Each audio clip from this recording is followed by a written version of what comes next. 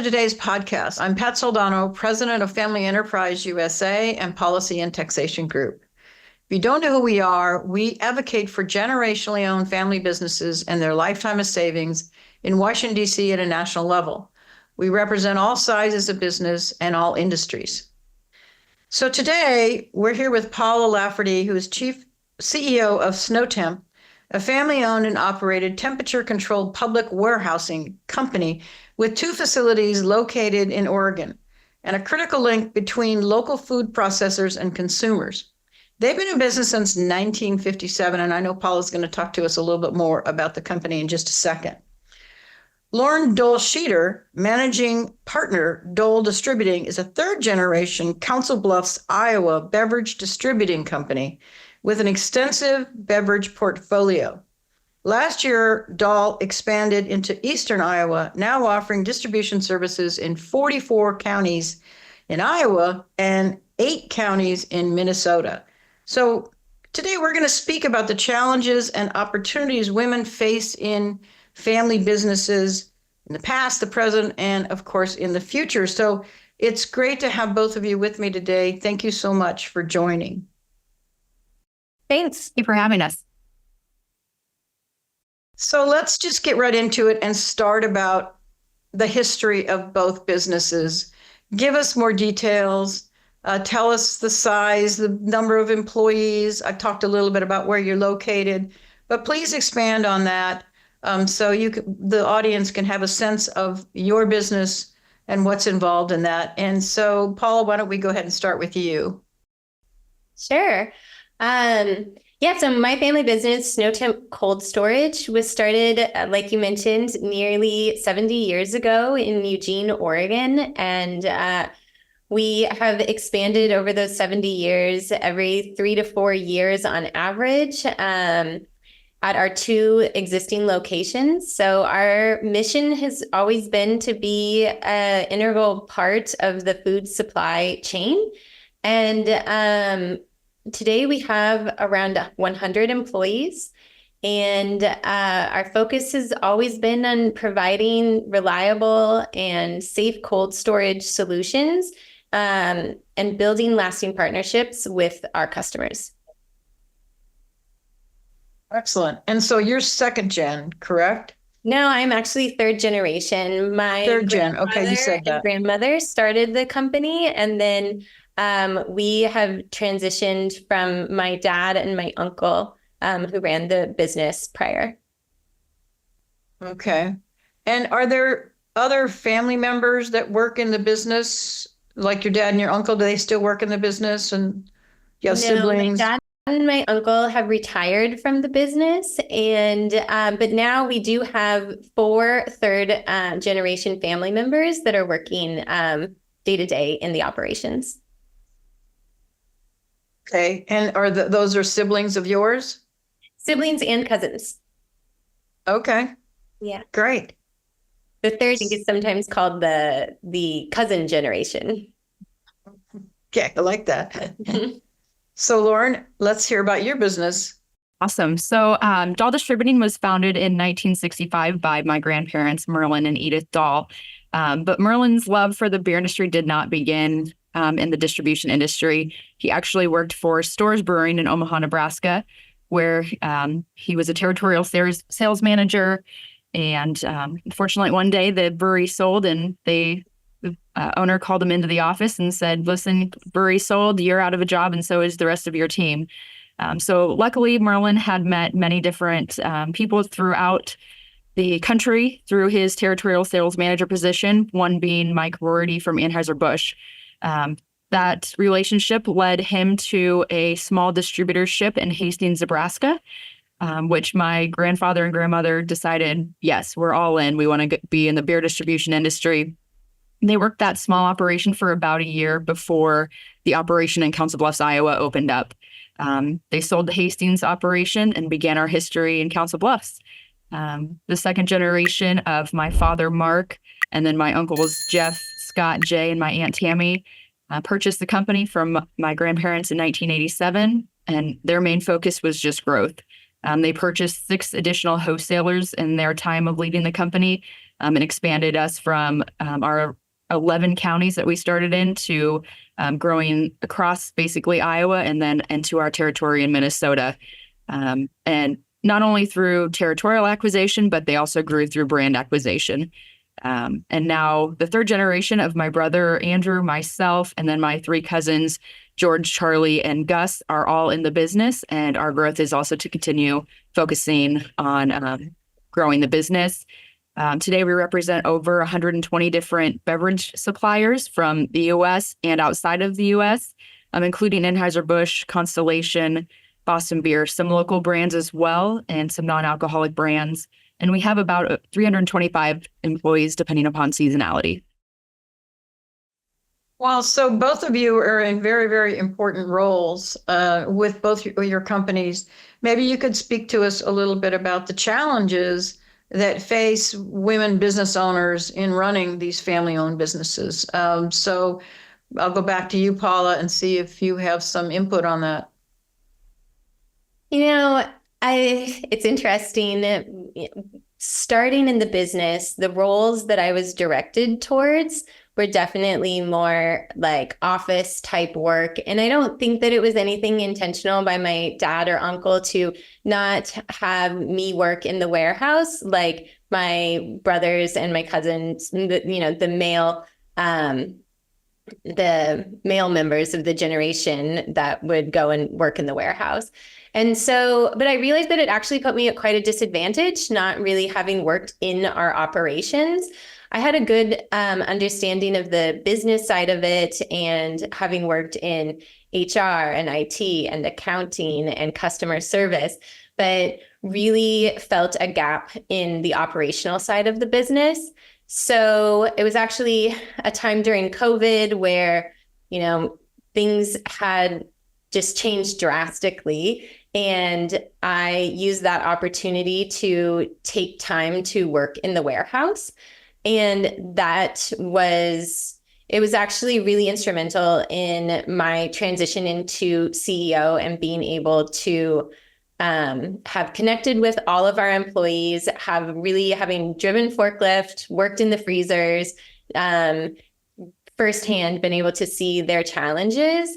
And, I think that really gave me a lot of credibility in their eyes in terms of being a woman business leader in a company that is mainly, that is very male dominated. Yeah, I think that's fascinating. I wouldn't have thought of that, but kudos to you. Well, that just makes so much sense because you really want to have that operations experience, and it's good that you kind of pushed yourself toward that. So Lauren, how about you? What are the challenges that you see? Very similar, I believe. In the beer industry, there's only about 12% of the population is female. So there's some work to be done in that side of the business. But Anheuser-Busch, who is our largest supplier, they kind of have a program where we go through and you have to learn each aspect of the business. And again, unique that they approve the next successor of the business, of the distributorship. So through that process, I was able to learn the transportation side, the warehouse side, the IT and the regular office positions as well, but get an all-encompassing piece of the business. But I think with their support and my family's support, I've had a great experience. Well, that's excellent. Well, so let's talk about you both mentioned that you have different generations working in the business, and you guys are third generation. What has been some of the challenges that you faced in this transition from generation to generation? And I know, Lauren, when we met in person in Des Moines, we were sitting with your dad, and he was quite comical about how you transitioned him out of his role and you transitioned into it. So maybe you could share that with everyone. Well, he might have fabricated that one just a little bit, but he'll tell you that he showed up one day and there was just a box sitting out of the side of his office and I was sitting at his desk. I would joke that somebody's got to do it, but I think one of them would definitely be your team that you work with every day. You come in, you're a little bit younger than some of them might be, and being a female, I was one of the few females within the company, and just proving to them that you deserve to be where you are and that you didn't just have it handed to you, right? You've worked your way through the top to the top, and you deserve to be there just as much as they do. I think that's a really important point, because as a family member, no matter how proficient you are, they're always going to see you differently, right? So in some ways, you almost have to overperform to get the kind of credibility that someone that maybe isn't a family member would get. And then there's the other side of that too, as well, as sometimes family members don't perform, and then you have to deal with that as a family. So Paula, how about the challenges you faced? Yeah, when I think of like our generational business transition, I always think of two parts. There's the leadership transition, and then there's the ownership transition. And so lucky for us, my dad and uncle actually they had already navigated this process once, and they started the transition ownership to us early, which included things like plans on how things would be handled in the event of an untimely death. And luckily we never experienced that, but it did make the early planning make things very smooth for us on the ownership side. And then the leadership transition is much more nuanced, and it takes ongoing work. I'd say that our third generation leadership transition started over 20 years ago. And kind of like I mentioned earlier, we worked in a lot of different areas in the business in order to learn the business. And like Lauren said, make sure that people understand we're hardworking, we understand what we're doing, and they have the confidence that we should be here working in our roles, that and running the business, and that they should have confidence in who is running the company, and that it's not just because, we're a family member. But I also think that the leadership transition, it's not like a set it and forget it process. We're constantly assessing whether we have the right people on the team, and that's both family and non-family members, and how we can continue to make sure we're evolving to meet the challenges that we see ahead. I think you brought up a really good point, is the leadership transition versus the ownership transition. In some ways, the leadership transition can be easier, because what we've found with the survey that we've done at Family Enterprise USA is all family businesses say, oh yeah, I want to transfer ownership, but they struggle, especially the founding generation. They struggle with that. They'll pass on the management, but then I'm just not sure if they're ready for the ownership portion.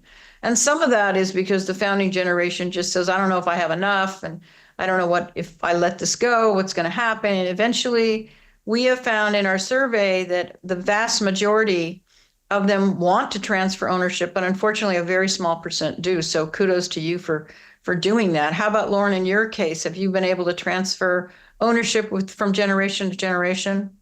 We are in the process right now from transferring second generation to third generation.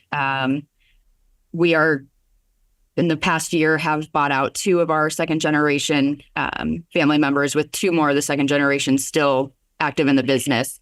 And probably down the next few years or so, we'll be transitioning those 2 out as well.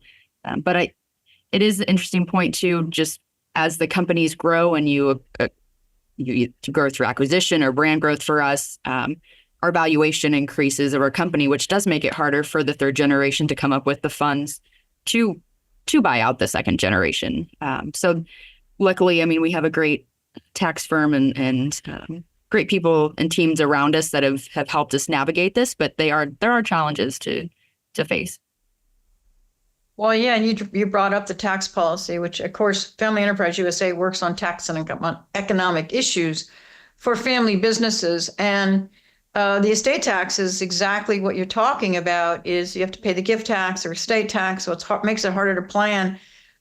So have both of you found that the tax policy, estate tax being one of them, but maybe other tax policy you could speak to, have hurt you in the planning and the operations of your business? And maybe there's some policy that's actually helped you. I mentioned earlier the fact that we had contingency plans for an untimely death. And I think that that's when you talk about how tax policy would help or hurt us, but like an untimely death in a family business can really be catastrophic, because if you haven't been planning and preparing for this for years or even decades, and someone passes away before you've been able to do the planning, the next generation most likely won't be ready or have the funds to buy that and pay that estate tax as well. So I think that like planning is just so important, and making sure you're prepared for events like that. I completely agree. For me, I'd say there's probably three things. One, obviously, we know there's a lot of regulations and new tax laws that get passed each year, which does make it difficult for planning and succession purposes. Maintaining the current tax rates or tax brackets is crucial. We think that family businesses need consistency of tax rates, obviously due to the complexity of the budgeting and succession planning. We also need to know the rules of the game so that we can make our best decisions possible for our businesses. Next, I would say that to reduce the estate and gift taxes, like we kind of talked about, and make the exemption amounts permanent. That obviously the gift taxes hamper our ability for family businesses to pass on the business to the next generation, as the beneficiary is taxed on the value of the business, which is not liquid, making it difficult for the next gen to afford the taxes to keep the business in the family. And then third, I would say would be to make the Section 199A deduction for pastor entities permanent. Obviously, this deduction helps families ensure that the family business owners pay tax rates comparable to big corporations. And without these deductions, we don't believe that family businesses like ourselves would be able to compete. Well, those are all really good points and all really things that we're working on. So both of you, I think I probably asked this already, but are both of you a pass-through entity? So you're an S Corp or an LLC or an LP? Yes. Yes. Okay, so as you just said, Lauren, the 199A is critical. The income tax rate is critical. And Paul, I'm glad you brought up the point about, an untimely death, because we actually have, it's a friend of mine who's a woman-owned business, and she ran the business with her brother, and that's exactly what happened. Is he had a massive heart attack at 65, and they owed $60 million in estate tax, and they didn't plan. He was only 65, so they didn't do their planning yet. And so it was a challenge, and they had to borrow, sell stock, negotiate with the IRS. They got through it without laying off any employees, but those things happen. And the estate tax, unfortunately, people don't understand that that's the people that it hurts the most. The people that pay the tax is the people that it hurts the most, not the people, the kind of the billionaires that ultimately don't pay a significant amount of that tax revenue. So I appreciate both of your inputs on that. Obviously, very, very important. And so, Lauren, you've talked about some of the things that could really help family businesses. And you talked about certainty and permanency, which is, I totally agree. It's so difficult to try and change your operations every single year. Paula, are there other maybe specific regulations or legislation that you think might be helpful? I don't have anything specific. Locally in Oregon, we've had some taxes on gross sales that have, one has passed and one did not. But it creates a challenging environment, I think, for all businesses in our state. And for a smaller family business, it creates difficulty it creates difficulty to be competitive nationally and to navigate those different state tax regulations. Yeah, that's a good And point. I would say also for us, because we are involved in a lot of construction and building, and so around a lot of the deductions for that infrastructure, year to year, we're always figuring out okay, what does expanding look like this year? And not really having the certainty of what we have available to put towards our growth. I was going to say, I know when Trump was in office the last time, they had the 100% bonus depreciation, which was really beneficial for us. I mean, able to purchase new trailers, new equipment for not only for our delivery team, but for our warehouse. And being able to deduct that year one was huge and opened up some great capital for us. Yep. Yeah, well, I'm glad you mentioned bonus depreciation because we're hoping it's going to be back on the table as R&D expensing, which I'm sure also affects both of you. Unfortunately, that's already expired, so people are already wrestling with capitalizing over 5 years versus expensing. We're hoping that, when all the provisions in TCJA get revisited next year, that those things will absolutely be back on the table because, quite frankly, both of those have bipartisan support. And we're in the Senate bill that's still sitting in the Senate tax bill. So what we encourage you to reach out to your legislators, as you well know, and tell them what's important to you because they do listen. That's what they're there for. So let's talk about the communities because people forget that tax and economic policy in your businesses affect communities as well. How do both of you help your communities, either, volunteer, donate? What is your community programs that you have? And Paula, we'll start with you. Okay. One of the unique ways that we're able to contribute to the community is by helping local food banks. So we will donate our storage and our services so that they're able to accept donations of frozen or refrigerated goods. It's been a really great collaboration with the different food banks across the state. We've also worked with different organizations that address food insecurity. And then, on a more personal level, like our management team, we will volunteer together.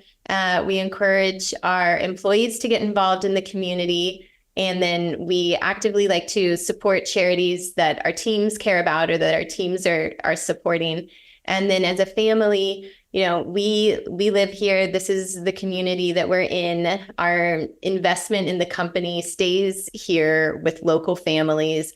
And we are able to support local economic initiatives that will continue to make this a great place to live. Excellent. And how about you, Lauren? That's great. We also do food banks. Our team is volunteering at the Iowa Food Bank tomorrow.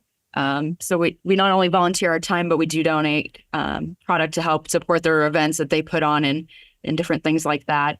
Here in Des Moines, I'm also on the board of directors for our local zoo, the Blank Park Zoo, which we believe helps attract people to the community from not just Des Moines, but from outside of Des Moines and potentially other states, as it's a family-friendly activity.